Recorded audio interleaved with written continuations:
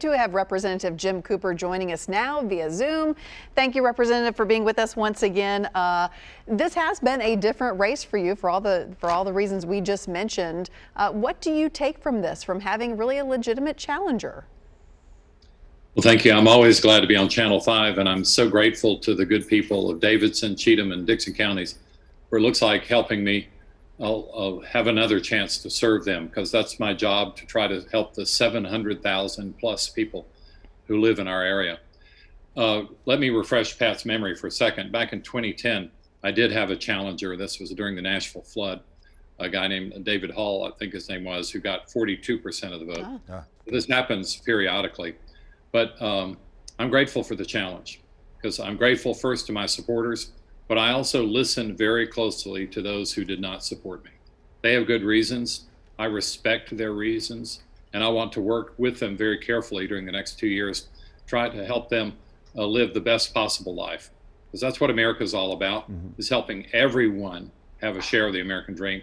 And that's why I serve in public office. Congressman, you are known as a blue dog Democrat, a moderate, willing to reach across the aisle. Your opponent, Keita Haynes, has said basically she doesn't think that you're actively advocating for the issues that people in your district are most concerned about. How have you responded to that?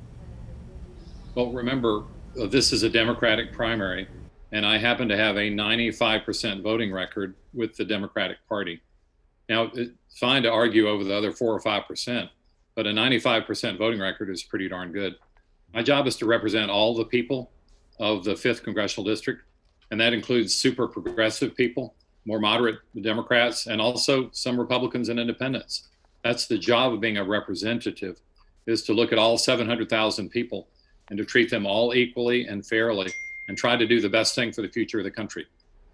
Right now, the biggest issue in Washington, and if you head back, it will continue to be an issue. But right now, the issue is getting this relief bill passed.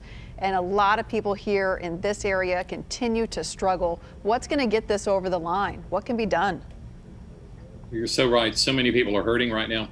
And I'm proud of the House of Representatives because we voted for the HEROES Act 10 weeks ago, over 2 months ago. We solved this problem. But the Senate was flat-footed. They refused to act. They've done almost nothing. They didn't pass a substitute bill of their own. They've done literally nothing. So they're still in session. They're trying to hash out some sort of compromise. But Mitch McConnell, their leader, actually proposed that some states should go bankrupt. That's completely irresponsible talk. We have so many people here in Nashville hurting. They're in the music industry or the tourism industry. And to run out of any unemployment benefits, it's inexcusable. That people need stimulus checks. And the House of Representatives has already voted to extend those benefits through the end of the year. We'll do it longer if we need to, but the Senate has refused to go along. Even the White House has been a little bit more open to compromise. Right. So it's Mitch McConnell and the Republican Senate that are the roadblock. Pat Nolan? Congressman, you don't have an opponent, assuming you win tonight, you don't have an opponent, either independent or Republican, running against you in November, so you're going to be reelected. Is your biggest problem holding on to your seat 2 years from now, that the legislature is likely to divide Davidson County up like Swiss cheese? You're going to have to hold on to an entirely different kind of district if you run again in 2022? Well, Pat, your crystal ball is better than anyone else's, but you are so right. The legislature could easily devour the Nashville district. They could pie slice Davidson County and turn it over to my Republican colleagues who, like Mark Green, Scott DesJarlais, John Rose, and then Nashville would no longer have a voice in Congress. This would be the first time since before Andrew Jackson that had happened. It would be completely wrong, completely irresponsible, but the computer models are there to allow it to happen. And they could even pie slice Memphis out of existence. So the congressional situation in Tennessee right now is 2 Democrats and 7 Republicans. That's the lowest the Democratic Party has been in generations. But they could make it 1 to 8, or they could even make it 0 to 9. So we really have to be watchful for that. I'm hopeful, especially the business community will weigh in and say, Nashville, the state capital, needs a voice. But Nashville would not be the only state capital to be chopped up like that. Austin, Texas was devoured years ago. Salt Lake City, Utah. We've got to make sure that Nashville keeps its voice in Congress, whoever represents the Nashville district.